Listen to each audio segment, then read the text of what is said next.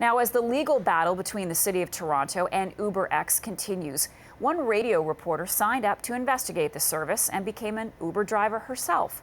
Justine Lubikic is joining us now. Justine, thanks for being with us. No problem. So why did you want to go undercover, sort of, as an Uber driver? Well, we wanted to see what UberX is all about. You know, you hear all of these stories about how it works, and there's been so much debate, not only in the city, but across the country, really across North America, about UberX. And so we wanted to delve into it a little bit to see what it's really like to become an UberX driver and to be an UberX driver. And so what was the experience like? I went out on Monday night, and I decided to do this on a Monday evening post-rush hour because I have to be honest that I was nervous going into this. I mean, I'm going to be driving around strangers in my own personal vehicle around the city. You don't know who you're going to get. You don't know where they're going to ask you to go. So I was already nervous going in. So I made sure to pick a time where it was post-rush hour, so at least I wouldn't have to deal with Toronto traffic.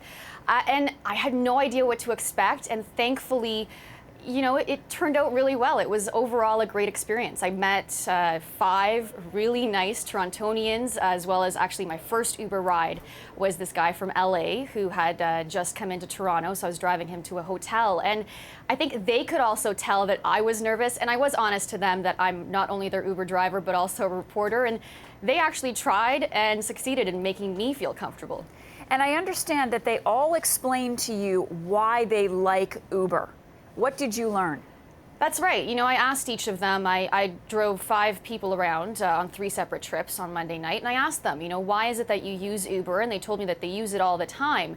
And actually, each one of them said that they feel very comfortable in an Uber cab, that not only is it a very convenient service for them because of the app, they know exactly when the car is coming because the app tells them and they know exactly where the car is, but also that they were telling me that they feel more comfortable with Uber drivers. As one person, my first rider, told me he thinks that, in his opinion, Uber drivers seem to care more. And I have to say, in my experience, because I'm driving around strangers in my own personal vehicle, I have to admit that I took even extra care on making sure to follow road rules because I was driving these people around.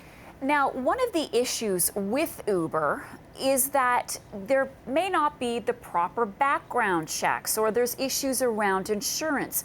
What did you have to go through in order to become an Uber driver?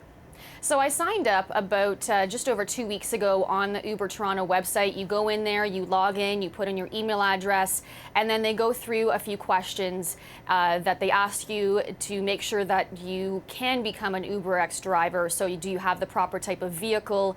Are you the right age? You have to be over 21. And then you have to provide documentation. So I gave them 4 pieces of documentation that they require, like a driver's license. I gave them my passport as well. And then from there, and I gave them authorization to do a criminal background check, which they do through a third party. And then from there, really, for me, it was just a waiting game. And within 2 weeks, I heard back saying that I have been approved as an UberX driver. So bottom line, within those 2 weeks, they say that they did this criminal background check. Okay, quick answer. You understand time. You're in the biz. Justine, do you think Uber should stay or go in the city of Toronto?